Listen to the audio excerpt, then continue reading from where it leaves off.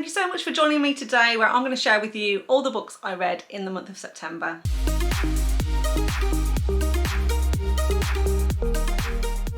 So before I kick off with my stats, I just want to give a shout out to Maggie from Maggie's Books and Stuff and all of the other fantastic hosts that hosted the recent Phantom of the Opera readathon throughout the whole month of September. I thoroughly enjoyed myself. I was part of the opera singers team. We did not win, but we had an absolutely fantastic time. So I just want to say thank you so much to everyone who took part for making the readathon so much fun.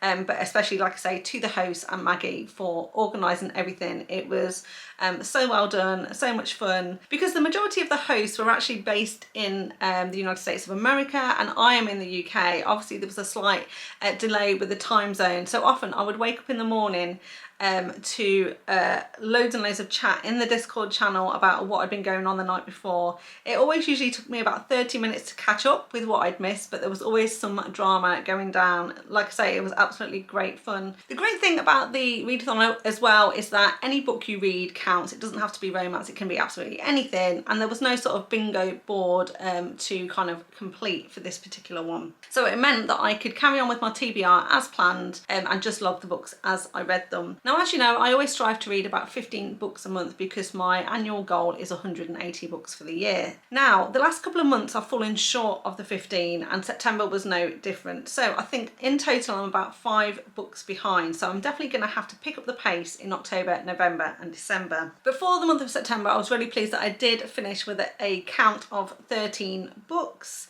And I did manage to read all of the books that were on my official TBR as well. So like I say then, in total there was 13 books. That was 4,605 pages, which meant it was an average page read of 154 pages per day. So slightly less than my average, which is around 160, 165 pages per day, but not too far behind. In terms of the star ratings, I had 1 2-star read, 9 4-star reads and 3 5-star reads. In terms of how I read them, I had 1 ARC, 2 audiobooks, 2 ebooks, 7 Kindle Unlimited and 1 physical book. And then in terms of the genres, I read 2 contemporary, 2 dark, 2 erotic, 1 fantasy, 3 mafia, 1 paranormal, 1 small town and 1 sports romance as well. So normally the majority of the books that I read are either dark or mafia romances. Collectively this month it was just 5 out of the 13, and I'm not gonna lie, I am you know, craving a little bit more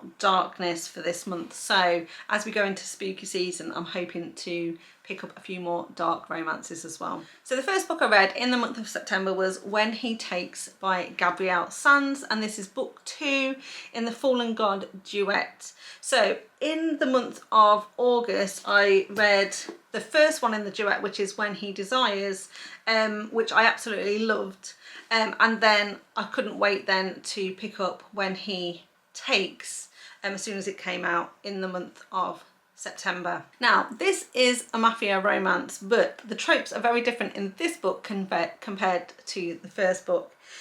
We are following Nero and Blake, but in book 1, Nero goes by the name of Rowan because basically he is ex-mafia.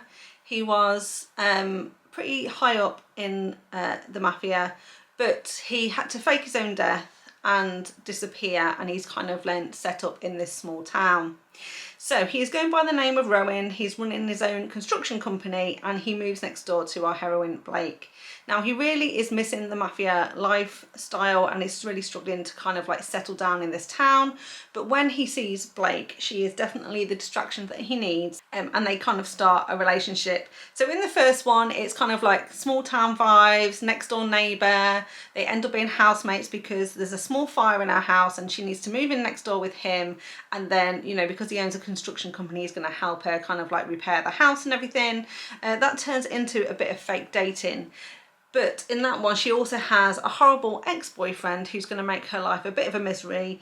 He's not too happy that she's seems to be having a relationship with this Rowan character. He starts digging around in his past, and then Rowan's past kind of comes back to bite them. So by the time we get to book 2, what's actually happened is that kind of Rowan's real identity has been revealed, and now we know him to be Nero, this mafia guy. And this is where in this book we completely switch to full-on mafia action. So this is Italian mafia, it's forced proximity, it's also a forced marriage, because at this point Blake really doesn't want to be with Nero anymore. You know, she fell in love with him in kind of book 1, but when it's revealed who exactly he is, she doesn't want anything to do with him and she wants to leave.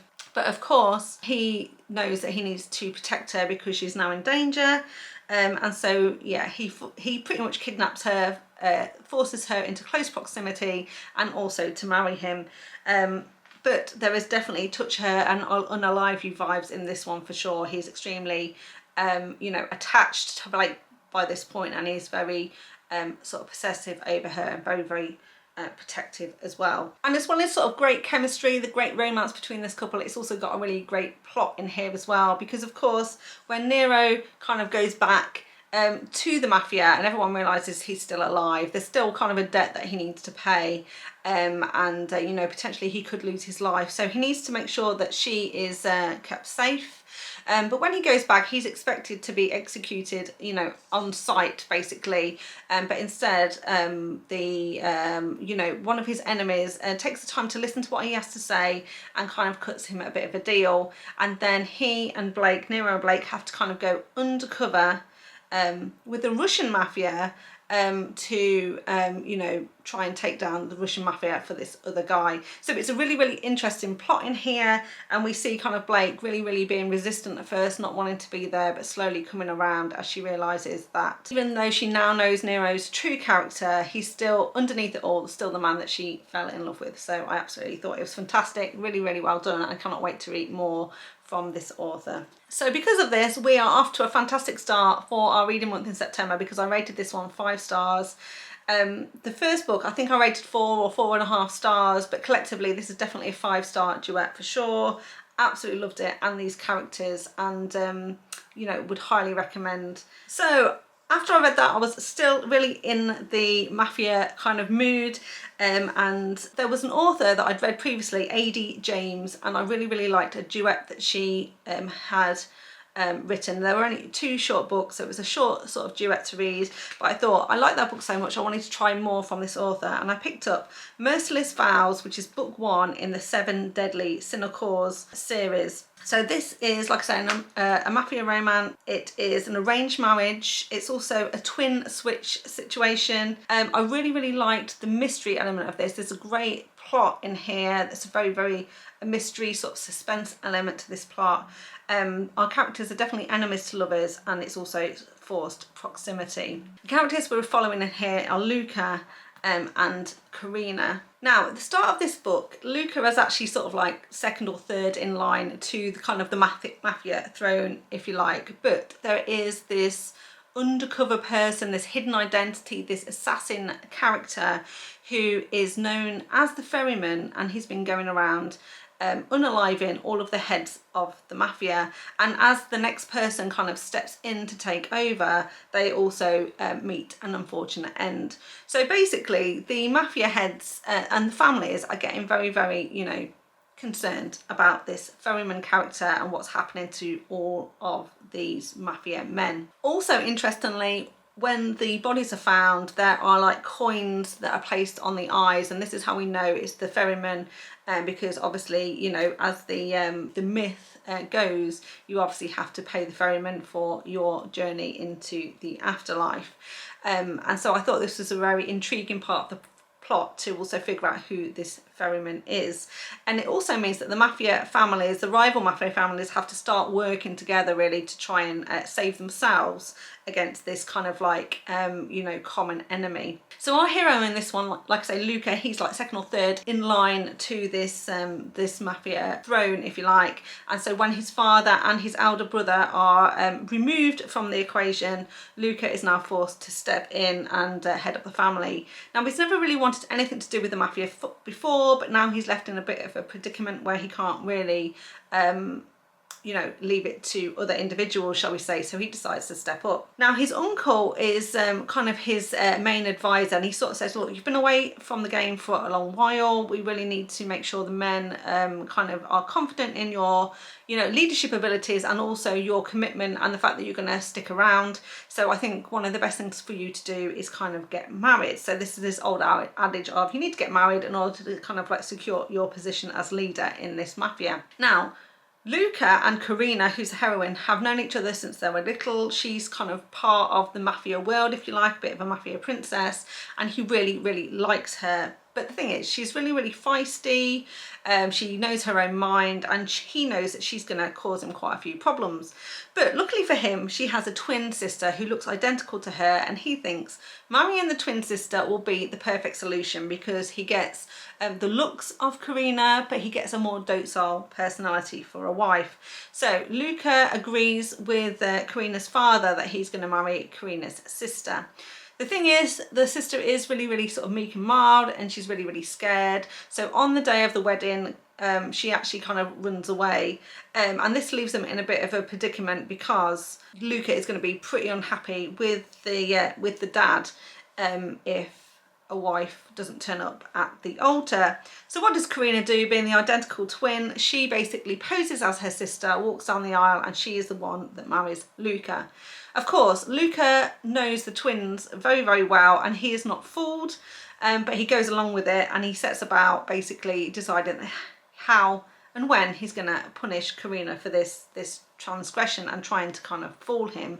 But secretly, of course, she's the twin that he really, really wants. So now he's just going to do everything he can to, you know, subdue her a little bit, shall we say. But what I really liked about this one is the fact that we have kind of got this mystery running through it, and the fact that Karina is a very feisty heroine. She's not stupid at all, and she very much gets in on what is going on. So she kind of almost like forces her way into Luca's affairs and is instrumental in helping to figure out who the ferryman is. And of course then there's going to be a bit of a showdown at the end. But what I really liked about this one is that it's a series of like 5 or 6 more books which will feature each of the kind of like the heads of the mafia, but of course they're going to be second or third sons, if you like, because everybody else has, you know, been unalived. And how they're going to work together. So this one really kind of sets up the plot for those other books, and we've already met a lot of the characters and we're already kind of invested in them and their potential romances. So we'll definitely be carrying on with this series, and overall I rated this one 4 stars. It was a solid 4-star, and I read it on KU. So next up then we have another 5-star read. No surprises, this one is going to be Wild Eyes by Elsie Silver, and this is book 2 in her Rose Hill series. There's a small town cowboy sort of romance, but our heroine in this one is also kind of a pop star. Our hero is a single dad, and they end up in close proximity and being housemates together.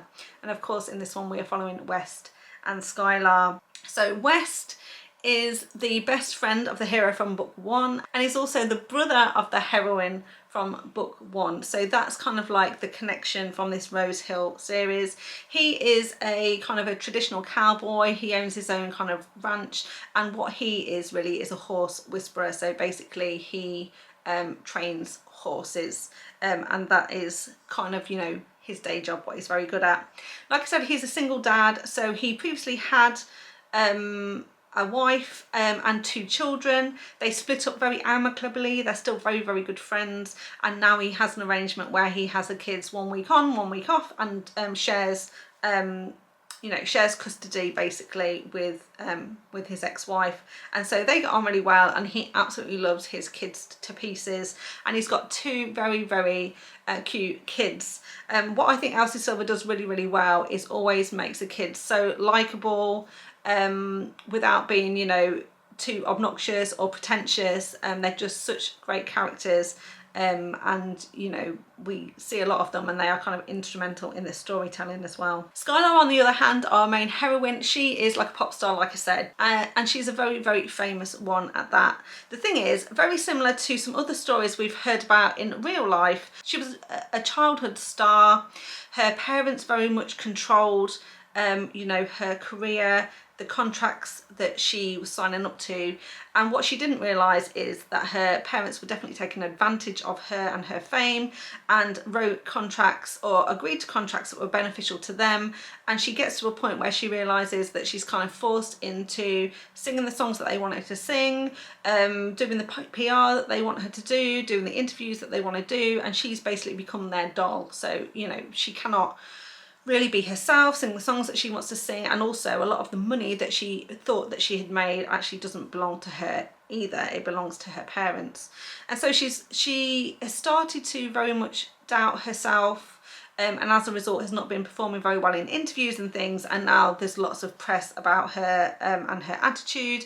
And also recently kind of a boyfriend that she had is kind of like split up with her publicly as well. So in book 1 of this series, we know that the characters there set up Rose Hill Records, and she gets invited to come and make an album with them, and she decides that she's going to cut all ties with her parents for now, and do something for herself. And so she heads off to Rose Hill basically to find herself, get in touch again with her music, and record an album that she truly wants to record. Now, when she's heading into town for her first meeting at this record label, she basically sees a bear on the side of the road and thinks it's going to be a fantastic idea to pull over and take a picture of this bear.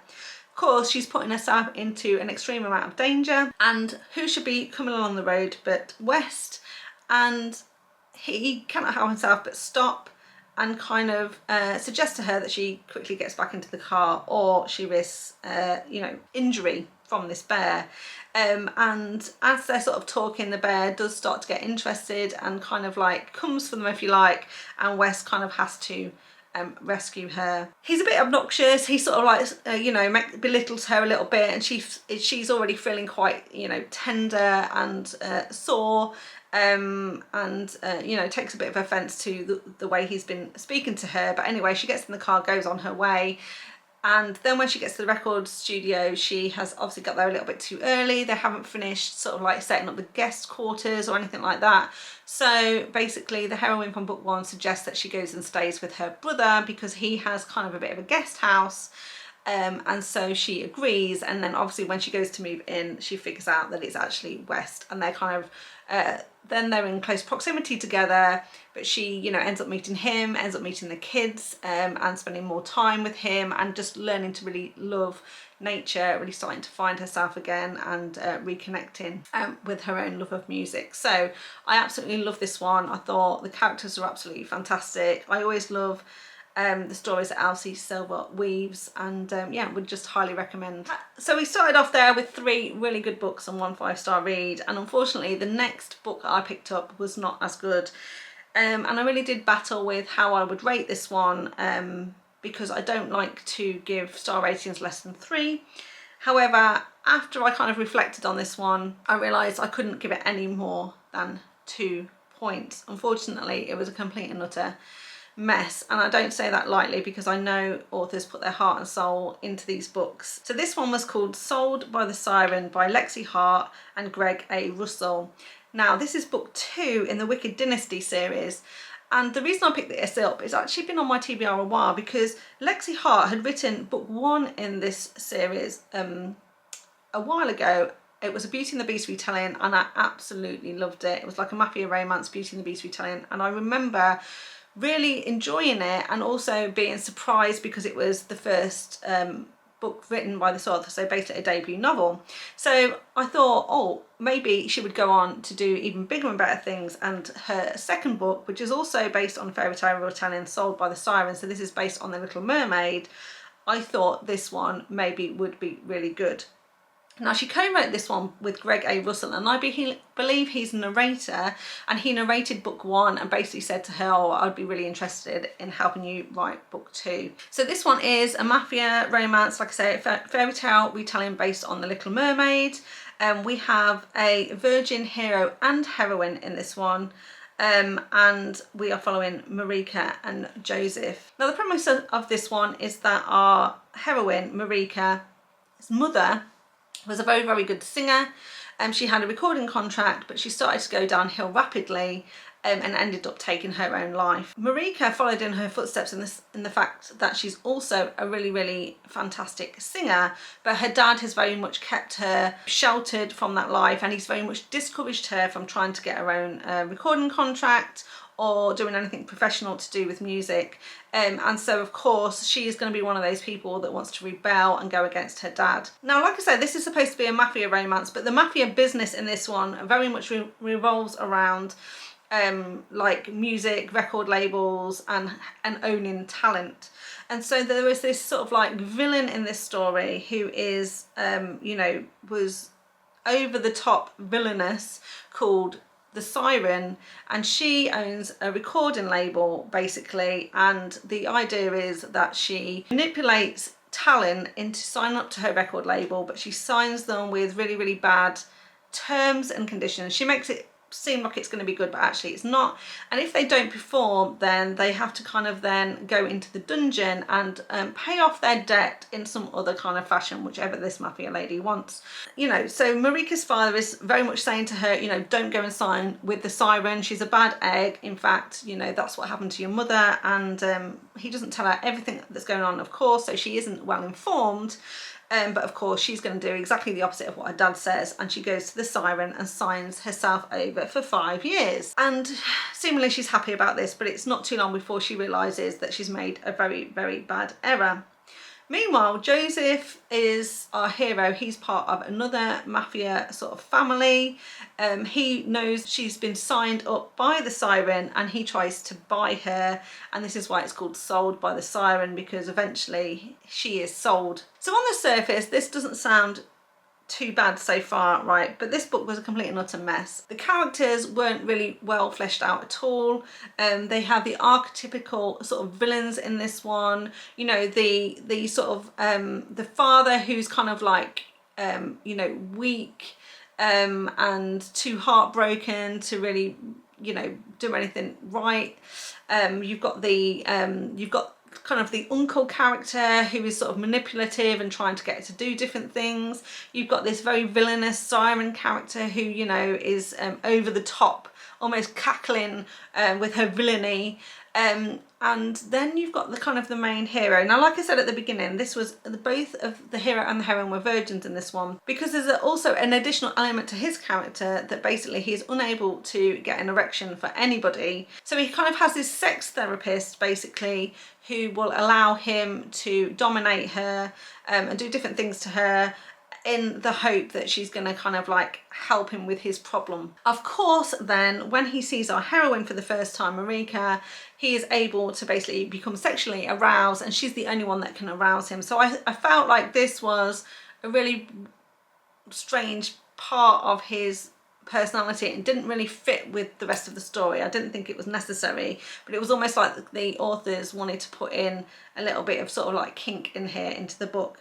However, again, the sex scenes weren't very well fleshed out. They didn't seem very cohesive to me, and also the big build up to the fact that they're both virgins, they're going to lose their virginity, was almost completely skipped over. It's like we didn't even really see that happening. I felt like that part of the book was kind of like not essential, if you like. And then of course we're going to have the big drama and the conflict at the end, and this was a very, very drawn out, a really, really long drawn out kind of third act where there is this massive kind of like chase scene. So, you know, some characters are kidnapped, we're going to try and rescue them, and this is a very, very long drawn out kind of chase scene that was over elaborate, really difficult to follow, and again it was just like almost took up 30% of the book. This book was actually quite short. It was you know, way less than 300 pages, and 30% of the book was this like final chase scene. And so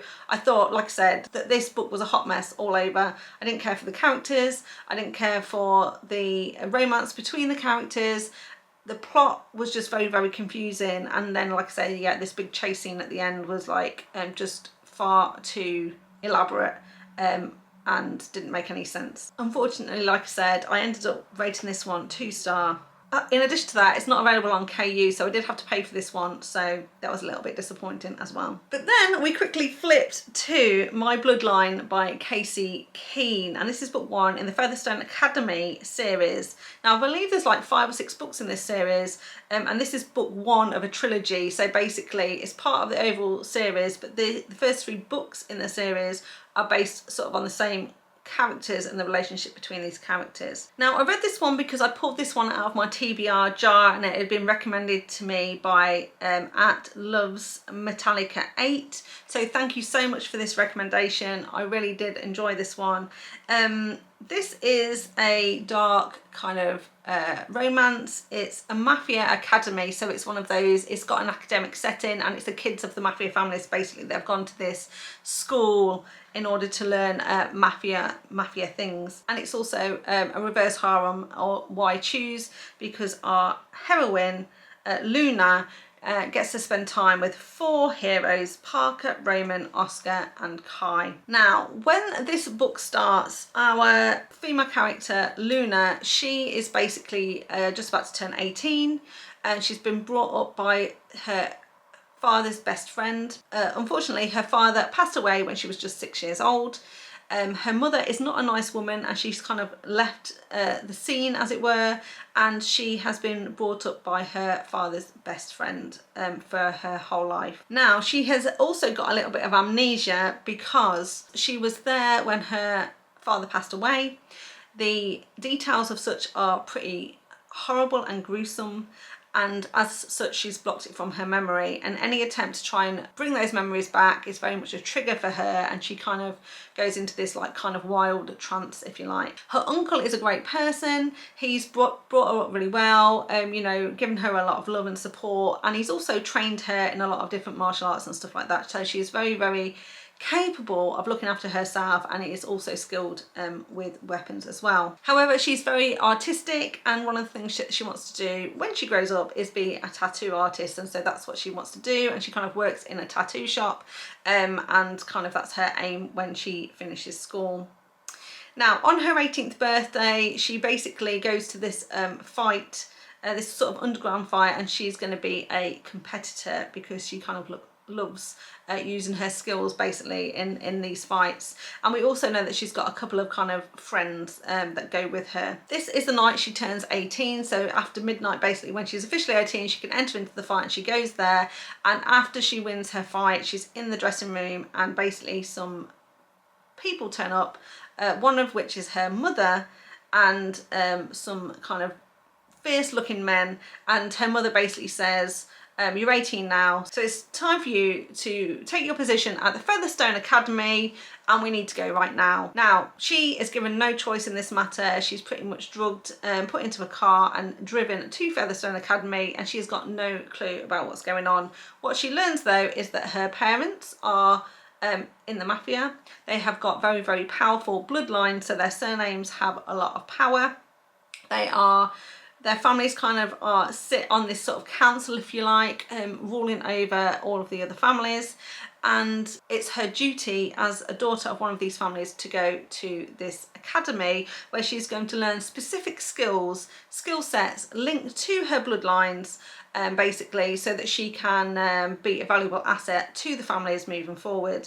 Now of course she doesn't want to do this, but she's really left with no choice, but she's also completely dropped into the snake pit, right, the lion's den, because everybody there has an advantage over her because they know about the school, know about each other, know what bloodline they're in, and have been trained for this their whole life, but she's been very much left in the dark. Now the man that's raised her knew all about this. He's been trying to keep her safe, he's been trying to keep her out of it. He was hoping that it wouldn't come to this, but unfortunately there was no escape, and so this is where she finds herself. Now obviously she's going to make enemies straight away, and also she's going to make some friends straight away, and I found this a very, very kind of gripping story to try and figure out who she is, what her bloodline is all about. Obviously there's some people after her, obviously there was something very nefarious about her father's death, and we start to piece together, you know, who's on our side and who isn't on her side. But there's 4 people on her side, which is pretty good because they're also part of very powerful families, Parker, Roman, Oscar and Kai, and they kind of all start having a relationship with her individually, collectively, and we start to learn much more about them, their personalities, their families, you know, and all of that good stuff. So like I say, I found this absolutely thrilling. I was on the edge of my seat for some of it, and we'll definitely be carrying on with this series when I get the chance. Next up then, I got an arc from Poppy Aster to read Taming His Mate, which is book 6 in the Monster Gentleman's Club.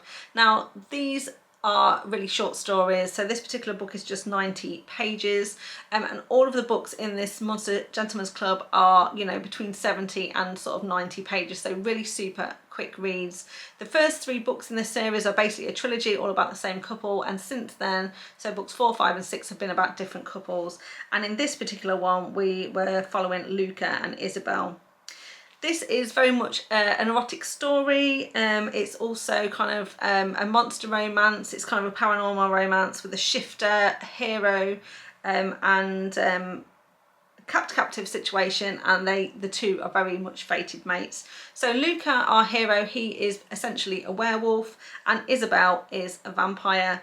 And basically what we know about this Monster Gentleman's Club is that the Monster Gentleman's Club is a place where monsters can go to, you know, have a lovely time with women. And in the first couple of books, what we discover is that, you know, in order to kind of protect the identities of these monsters and also keep the humans in the dark about the fact that monsters exist at all, they can have a night with human women, but then they erase their memories at the end of the night basically, and they go on their separate ways. Now, because we've had a lot of couples that have met at this club and you know, have ended up being fated mates, there's now a new rule that basically says if you find your fated mate at the Monster Gentleman's Club, then the female does not have to have her memories wiped, and you can basically stay together. So the premise of this one is that Isabel has been our villain from book 1, our villainess, shall we say, because she's definitely been trying to stir up trouble. She wants to take power, so she had her sights very much on Luca's brother, who is head of the werewolves, and wanting to kind of, you know, force a relationship with him so that she could gain more power for her vampire family. As such, she has been causing problems for quite a lot of the other characters, including an attempt on the heroine's life from books 1, 2 and 3. Now there's a big showdown basically where Isabel is stopped and almost killed during an encounter, but Luca himself has known that Isabel is his fated mate for quite some time, but she's constantly resisted him because he's not powerful enough. Her family don't want them to be together, and so Isabel has very much kept Luca at arm's length. So of course Luca's been biding his time until the appropriate time where he's going to claim his mate essentially.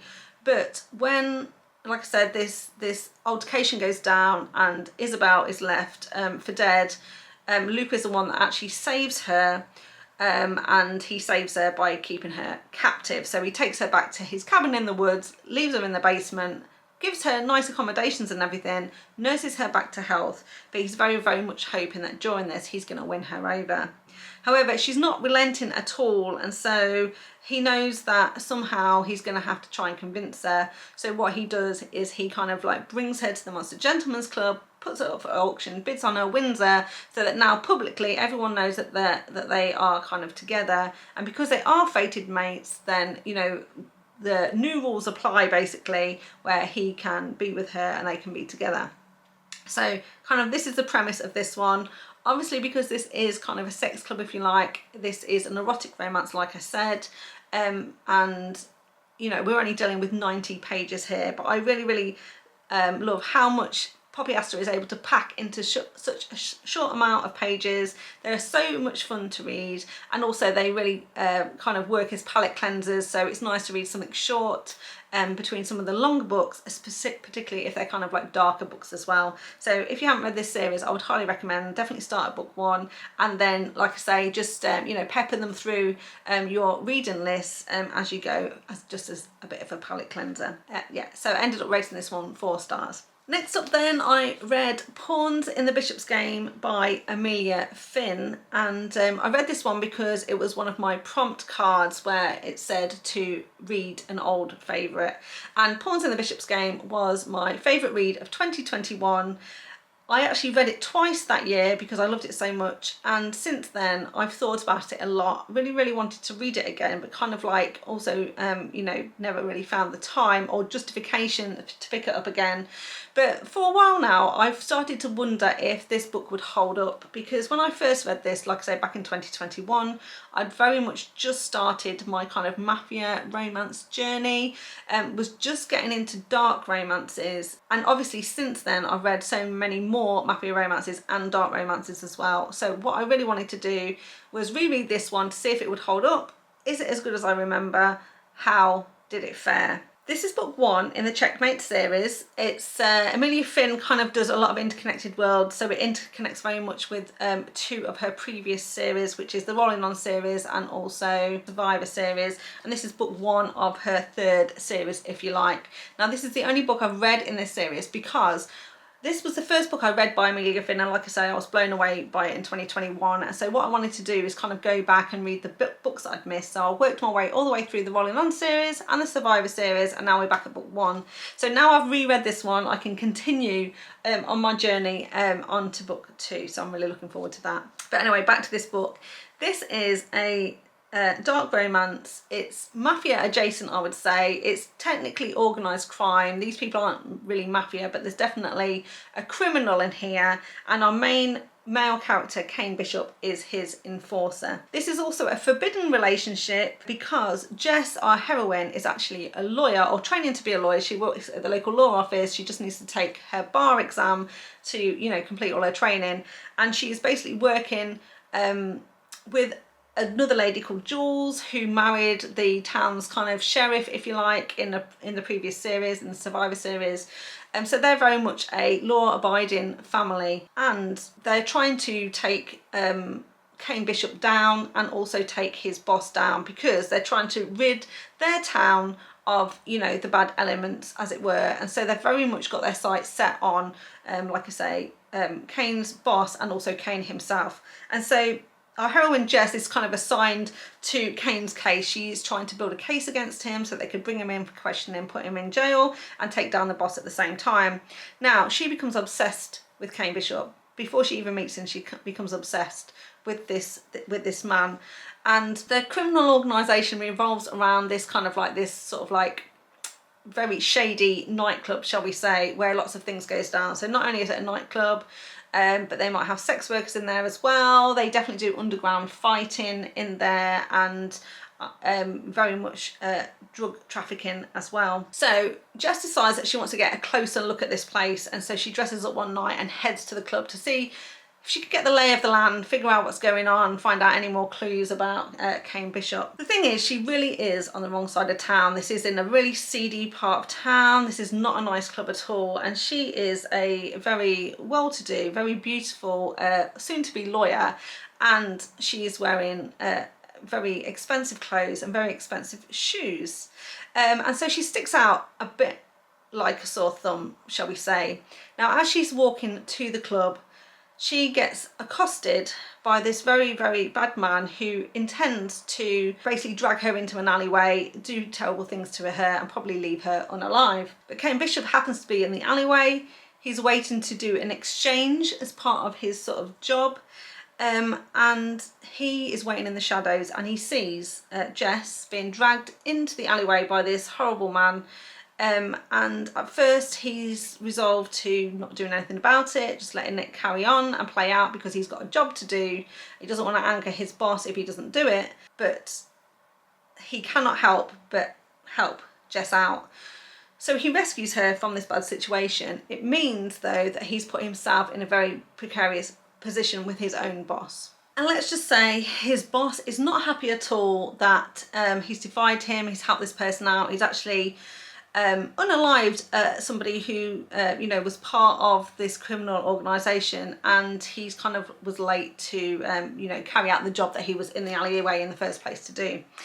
His boss is not a nice man, he's not a forgiving man, and you know, the punishment for Kane is pretty severe. The thing is, because of this, Jess and Kane kind of form this very strange bond where they both become very obsessed with each other, and Kane spends most of his time either rescuing Jess or trying to convince her that he is a really bad person and they really shouldn't be together and Jess should stop coming to the wrong side of town. But several things happen where Kean, like I say, is severely punished by his boss, and Jess is in some very, very dangerous situations and Kean kind of has to protect her. Meanwhile, they're both on separate sides, right? Kean is like, I can't leave this life, and she's constantly saying to him, look, I can get you out, you know, you can get yourself out of this bad situation, you can get yourself a nice normal job, you can turn your back on the criminal world, please don't make me put you in jail, basically, because I'm going to have to.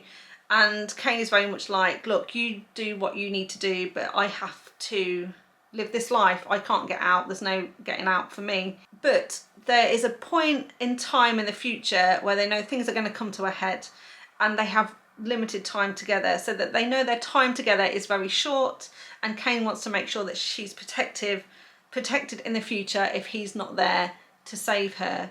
And so, like I say, they form this very, very strong connection and bond, and their kind of romance goes from there. So now the question is, does this book still hold up to how I remembered it when I first read it? And yes and no. I absolutely love this one. I rated this one 5 stars again. Part of it was from a nostalgia perspective, for sure.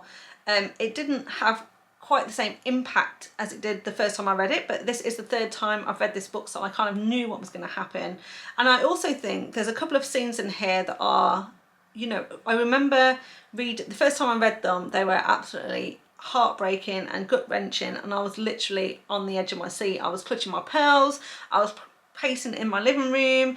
I was like, this couple are in such dire situations, oh my god, this is terrible, how are they going to get out? So this time when I read it, it didn't have quite the same impact, because I kind of knew how it ended, right? But it didn't seem at quite as high stakes, because I knew kind of how it would all play out. And also, I think when I first read it, those scenes were particularly dark. I hadn't read anything like that before, and obviously I've read much darker content now, right? So they're probably not quite as shocking as they were 3 or 4 years ago. So I think if you're new to dark romance, or you tend to only kind of read kind of lighter side of dark, then I think this one will definitely pack a punch. If you are a seasoned dark romance person, you read a lot of really dark content, then nothing in here is going to be too daunting for you.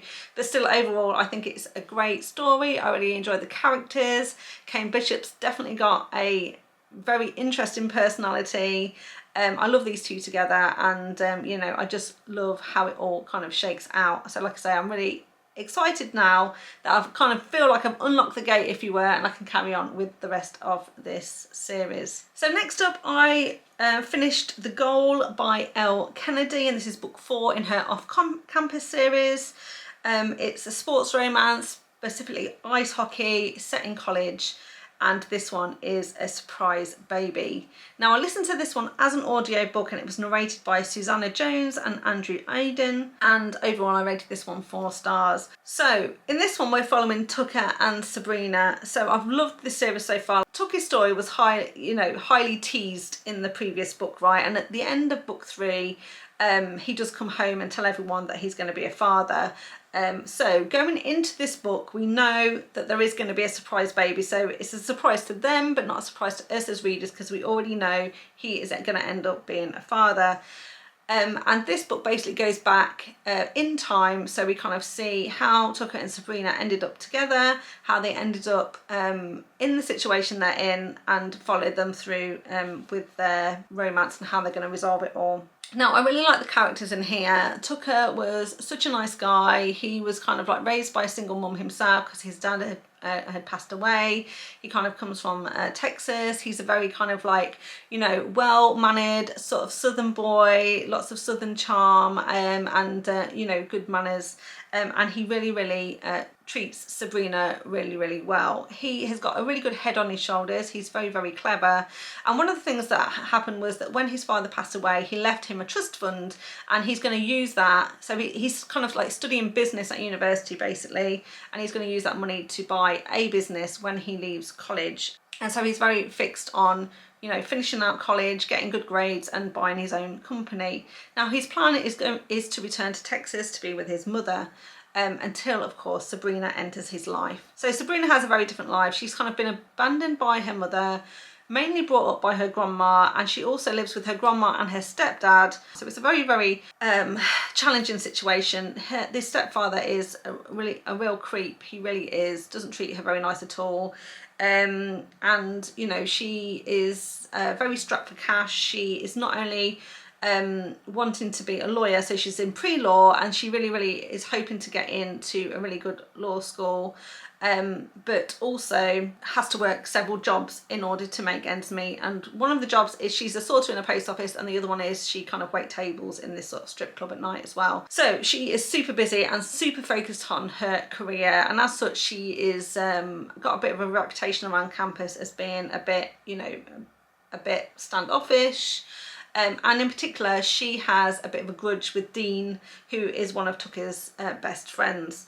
And so Dean and Sabrina never really got on. And so when Tucker and Sabrina kind of hit it off and kind of start seeing each other, Tucker very much keeps this secret, not only from Dean, but his other teammates as well. And they kind of start this relationship in the background. Now Sabrina is extremely prickly. She doesn't want a permanent boyfriend. She doesn't really have time for anyone, but like I said, Tucker is so good with her, so kind of calm, so patient, really lets her lead in terms of the pace of this relationship, sees right through her as well. Like he knows when to push and challenge, but he also steps back and gives her space, and is very patiently waiting for her to come around, because pretty much he knows that she is the one for him, and he's just biding his time until she figures it out for herself as well. So I really like that about Tucker. He's great. And one of the points in this book that I really did enjoy, although this was a secret, a surprise baby for them, I really like the way they found out, because they were together when they found out. Basically, Sabrina had been complaining that she was tired, you know, her breast was sore, and she wasn't feeling well. She was sort of feeling a bit sick, and Tucker was the one to say, oh, do you think you might be pregnant, and forced her to take a pregnancy test. And then they kind of found out together that they were expecting a child. And I really like that, because there wasn't any then this miscommunication or her deciding whether she was going to talk to him about it or not. But I also really like Tucker's reaction to this, because at this point of their relationship, she's still not committed to a full-time relationship. They haven't made any promises to each other, and Tucker knows that she is gonna, you know, run scared if he doesn't play it right. And so he basically again gives her the space that she needs to make her own decisions, to come to terms with what's going on, and he says, I'll support you no matter what you decide. Fortunately, she does decide to keep the baby, and then from there they decide how they're going to co-parent together. But again, softly Tucker's going to try and win her over and convince her, you know, that they really should be together. So overall, I really did enjoy this one. I rated it 4 stars. Not my favourite in the series, which still is The Deal, but I really did like Tucker and Sabrina's story. So would definitely recommend the whole series for sure. Next up then, I read Sovereign by Raya Morris Edwards. This is book 1 in the Sovereign Mountain series. This is an erotic romance. It's a dark romance, cowboy romance, BDSM elements for healing, forced proximity. There's a bit of a sex deal and also age gap between this couple.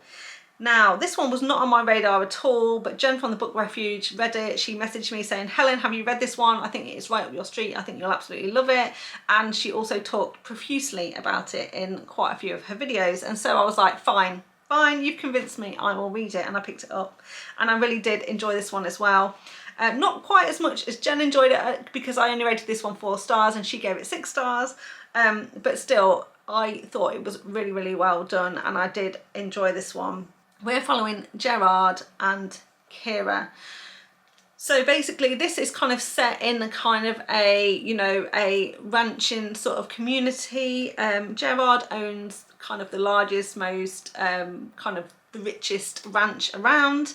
And Kira is married to one of the Garrisons, who basically are also ranch owners, and their land kind of butts right up to Gerard's. But it also is described in this book that it's kind of like quite far from, you know, any big towns or anything like that, and so kind of like local law applies, if you know what I mean. If something were to happen on the ranch, say, there's not too many law enforcement officers nearby that's kind of gonna ask too many questions. Gerard is very much known for being quite reclusive. He kind of like spends a lot of time on his ranch by himself. He doesn't really appear in town very often.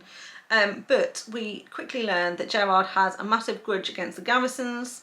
He is determined to exact revenge because the Garrisons are not nice people at all, and they've done some terrible things in Gerard's past, and he's determined to basically seek revenge. Now, one of the ways he's doing this is, you know, buying up land around them. The Garrisons kind of like owe a lot of money to the bank. Gerard also owns a local bank, and so basically slowly but surely he's eroding parts of their land away as he's kind of like buying up the land. One day he goes to do a deal with Kira's husband to buy sort of cattle and stuff, and while there he bumps into Kira. He instantly recognises that Kira is not being treated well by her husband at all, and takes an opportunity to be alone with her and asks her if her husband is a mad dog, implying that it's basically maybe he needs to be put down. And Gerard, like I say, takes an instant like to Kira. There's something about her that, you know, he's really, really drawn to.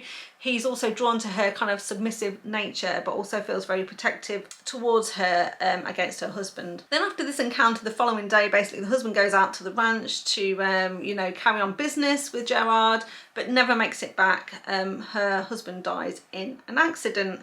And then we find out then that she's been left all of his land in his will, so now she's the owner of this ranch. Then 7 months passes basically, where, you know, she's trying to sort out everything legally because her husband's brothers are really not happy about this will and the fact that her husband left everything to her, and they're trying to, you know, intimidate her basically into handing over the ranch to them.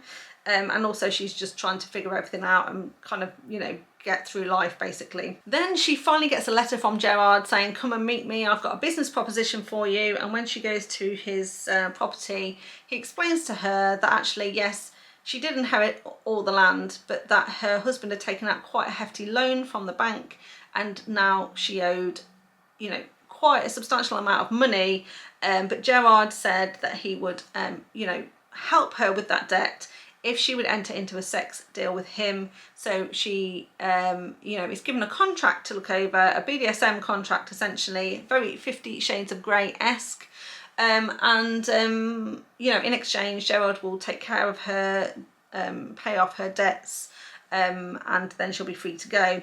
Of course, he never intends for her to ever be free of him. He's definitely been plotting this from the very beginning. He definitely wants her for himself, and you know, their relationship goes from there.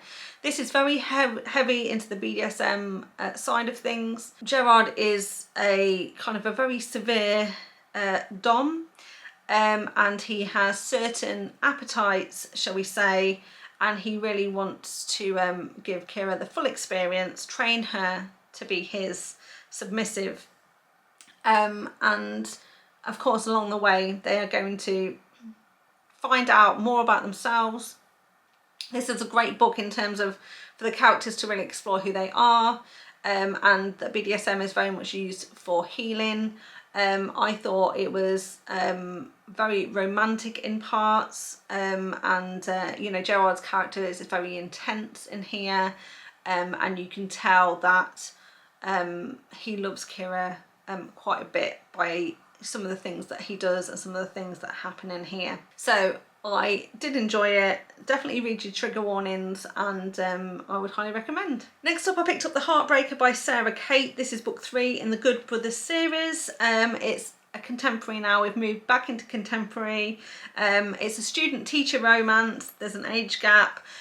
Also not his baby. Our heroine in this one is pregnant, but it's not his.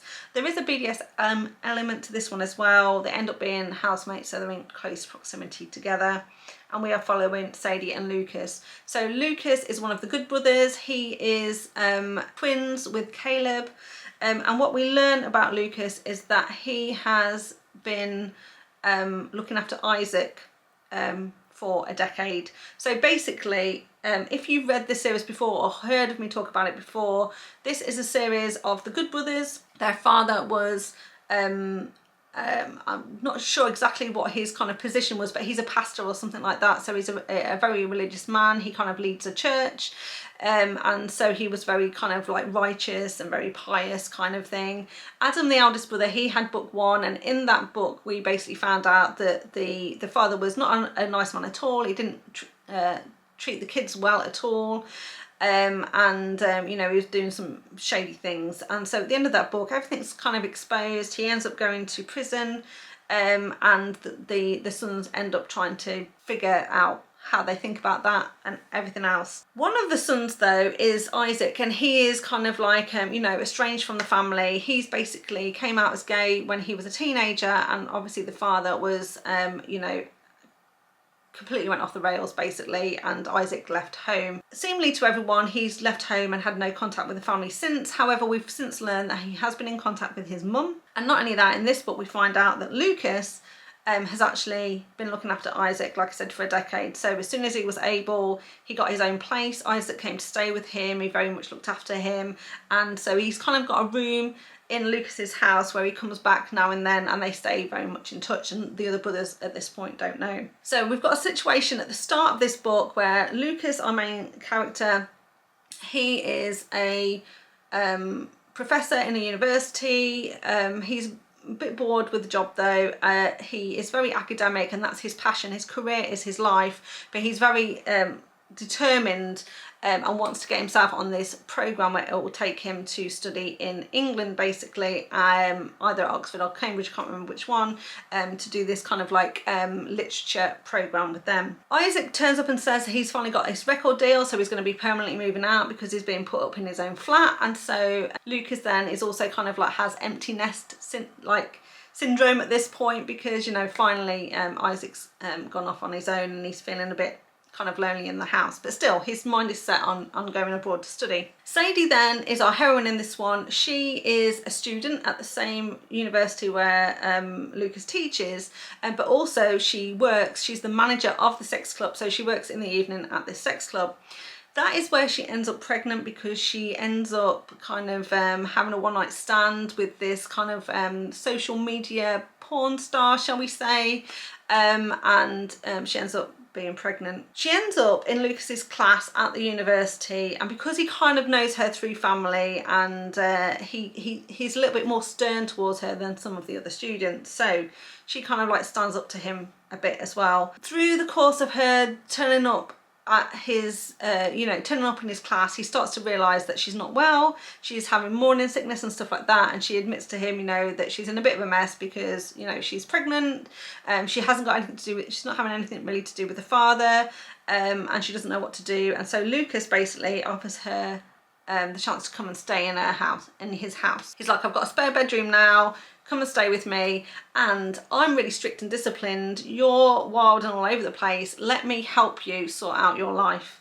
And so she finally agrees to move in with him, and they kind of start this non-sexual kind of BDSM relationship where he is kind of acts as her dom, and she becomes his submissive because he's being really strict with her, and he'll say things like, now you must sit down and do your homework, you must go and do these things, you must tidy up the room. And then basically as time goes on, he starts to punish her when she acts out, and she kind of becomes this brat, and kind of seeks more punishment from him because it really helps her with her anxiety and getting through life basically. But it's not too long before you know, these encounters do turn sexual and they start a relationship. So overall I enjoyed this one, rated this one 4 stars, and read it on KU. Next up then, I listened to another audiobook, No Rest for the Wicked by Kresley Cole, which is book 2 in her Mortals After Dark series.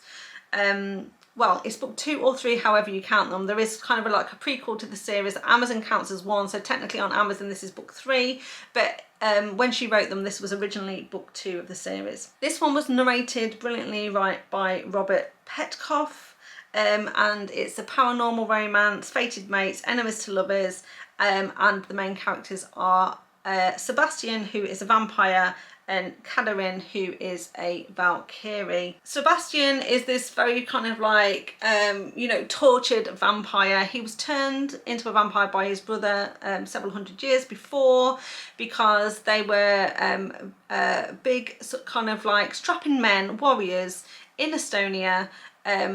They were, you know, part of their country's army, trying to, I believe, fight against the Russians at the time. But then their town and their village was ravaged by plague, and Sebastian basically ended up almost being kind of on death's door. His elder brother couldn't watch him die though, so he'd already been turned into a vampire himself, and he basically turns Sebastian into a vampire as well to keep him alive. Sebastian really doesn't want this to happen though, and he begs his brother not to do it, but his brother doesn't take any notice, and as soon as he's turned, he kind of goes off, and he hasn't seen his brother or any of his other family since that point. Several hundred years have passed, and like I say, he is like this tortured, brooding vampire. He's kind of wishing that he wasn't alive anymore, and he's kind of holed himself up in this kind of, you know, castle in Russia. Meanwhile, our heroine Catherine, she's a Valkyrie, and she has made it her life's work, and she's a couple of thousand years old. She's you know, she's seen a lot. But she's made it her life's work to hunt down and unalive vampires, because she had two sisters, in fact there were triplets, who were unalived at the hands of vampires, and so she is particularly vengeful against vampires as a whole. She hears about this vampire who's living in this castle in Russia, terrorising the local villages, and she decides she's going to go and you know, put him out of his misery basically. But when she gets there, she sees how miserable he actually looks, but there's something about him that makes it so that she's unable to you know, finish her task. She can't explain it, but he instantly recognises that she's his bride, so that basically is her fated mate.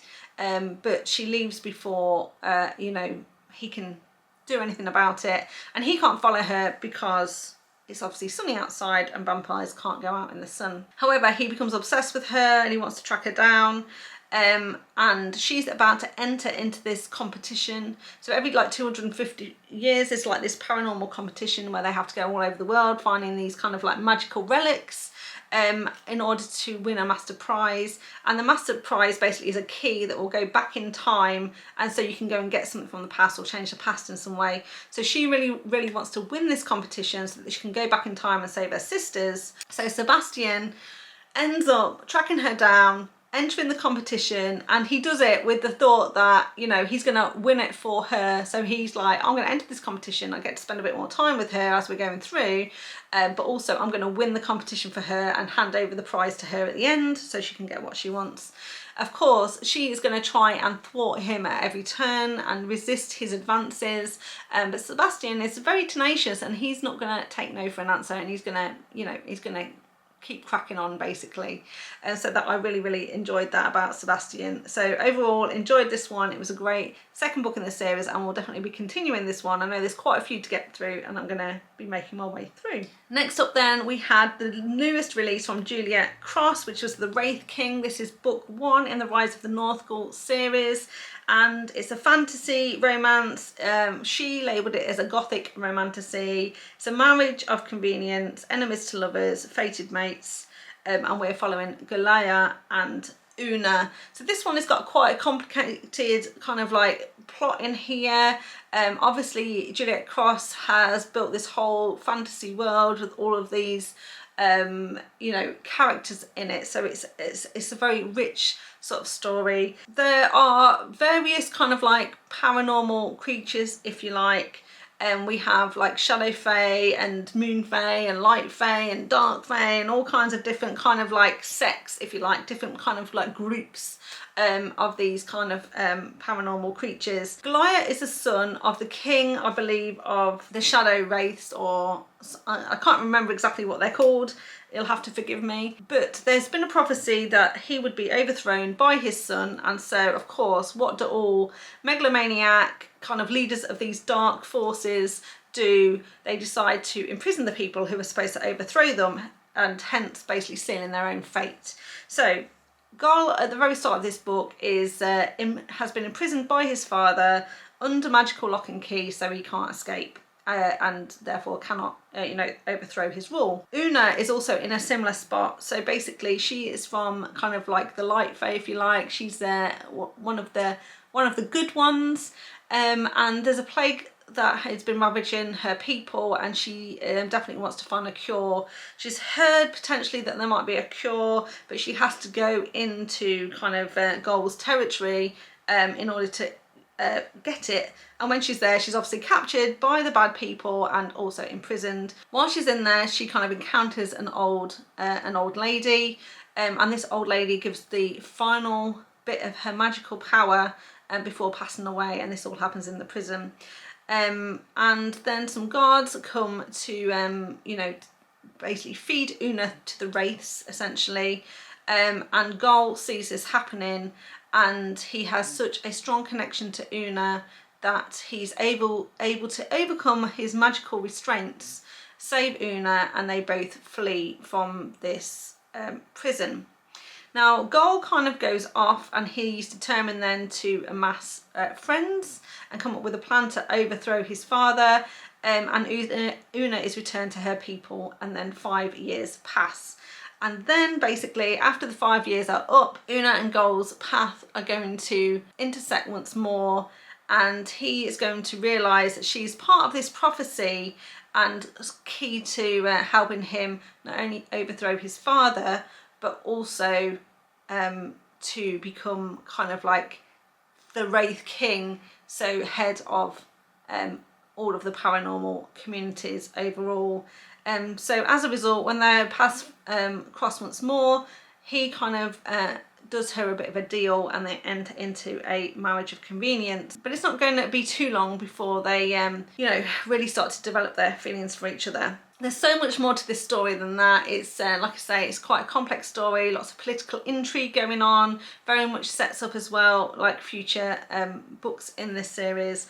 I really enjoyed it, rated this one 4 stars, and looking forward to the next instalment. Then finally, I've been talking for a long time now. I'm worried that it's like my probably longest reading wrap up yet, and I've only done 13 books. But the final book that I read in the month of September was Unbreak My Heart by Nicole. Jacquelyn. This is book 1 in the Fostering Love series, and I read this one because I also picked this one out of my TBR jar, and it was recommended by a booktuber that I really enjoy watching, That Tall Book Girl. She described it as quite angsty, and so I was quite worried about this one because I don't generally like really angsty romances, and other people that I knew had read it had said that, it's definitely a tearjerker for sure.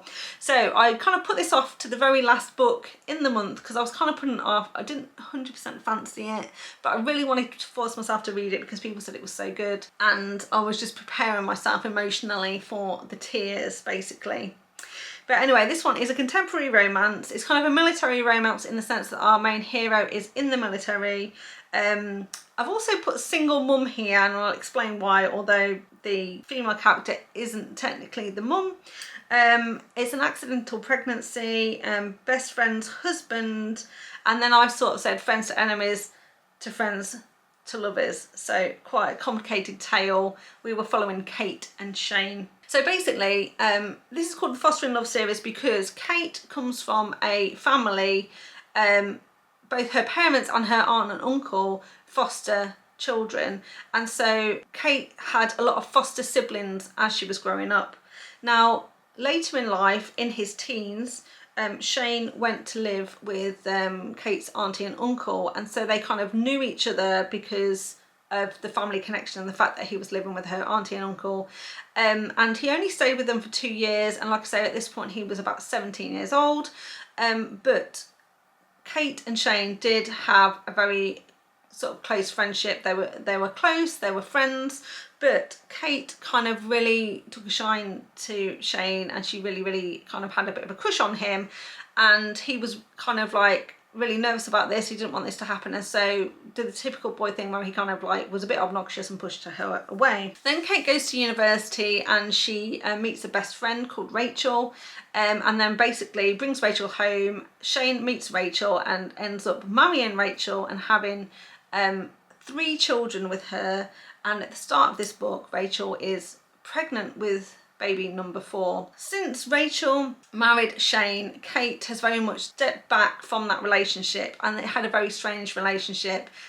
Shane barely tolerated Cate. He was really, really standoffish with her, and like I said, he's in the military, so it basically meant he was on deployment a lot as well. So they had this very strange relationship where Cate is Rachel's best friend. Shane is obviously married to Rachel, but Cate and Shane very much are no longer friends at this point, and they very much keep to themselves, stay away from each other. And Cate was in love with Shane, as I've said, but it's kind of like closed that part of her heart off to him, if you like, and just sees him now only as you know, the husband of her best friend.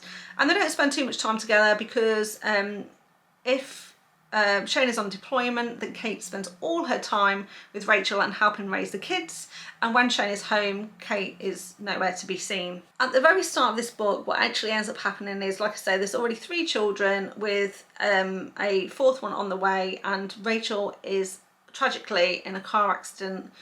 She doesn't make it, but fortunately the baby does, and Cate receives a phone call from the hospital.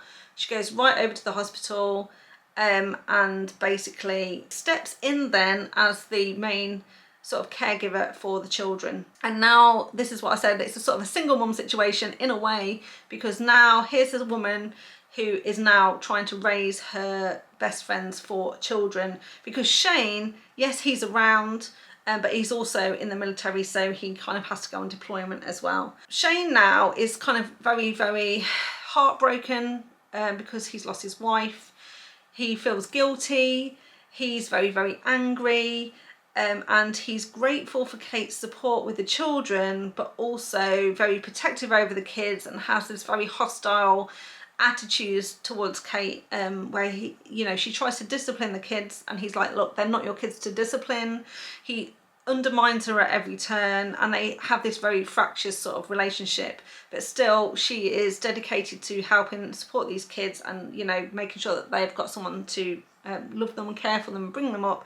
And she's even, you know, had to make her own career suffer because she doesn't have enough time now to dedicate to her career, so she isn't earning as much money, she's really struggling, but she is determined to continue to have a relationship with the kids. Then we jump to a year after the death of her best friend, and so they're kind of once again in mourning. You know, it's a year on, they're in mourning, but it's also celebrating the 1st year birthday of the youngest child. But Shane really, really can't handle it, and he goes to a hotel room and gets himself drunk, and Cate ends up going there to check up on him. One thing leads to another, and they end up spending the night together. After this, she then finds out that she's pregnant, has to tell Shane, and again, Shane is completely obnoxious and horrible to her, because he's like, you know, you tricked me, you trapped me, you did it deliberately, you took advantage of me in my moment of weakness, and he's just a complete and utter obnoxious person. Then he has to go on another long deployment, and this is where things start to turn, because while he's on deployment, he, you know, communicates with her through like text messages, emails, and they have the odd kind of you know, video conferencing night where he basically gets to see the kids.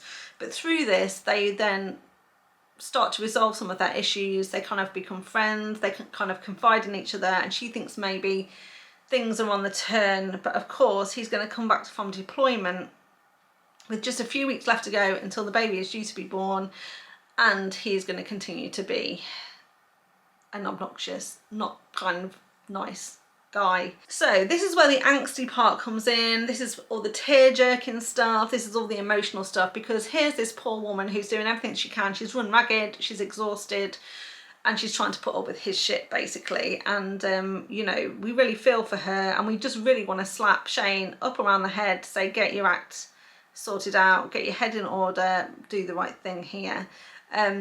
It does have a HEA. They do get the happy ever after. And I can see why people really like this one. For me, I did enjoy it, rated this one 4 stars. It wasn't a 5-star though. It didn't actually end up making me cry. I was really prepared for it, but it didn't, maybe because I knew it was going to be angsty and was so prepared that I was just like, you know, not shocked when the turn-jerking moments actually happened. And I spent quite a lot of the book just really frustrated with Shane, and I'm not really sure kind of the grovel at the end was good enough for me in order to warrant him getting his HEA, let's just say that. But, okay, so there we go. That is all of the books I read in the month of September. If you made it this far, thank you so much for watching. I've been talking now for nearly 2 hours. I think I'm going to try and trim it down as much as I can. But as always, if you like this video, please give me a thumbs up. Remember to subscribe to the channel if you want to see more content from me. And all that's left for me to do is say thank you so much for watching, and I'll see you next time. Bye.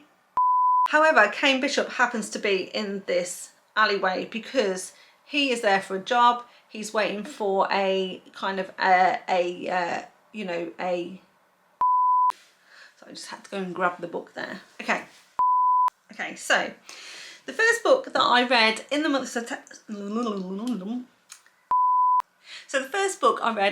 September, was When He... Now, as you know, I always strive to read about 15 books a month because my goal for the year is about 180 books. Now, as you know, I always strive to read... Just check my teeth.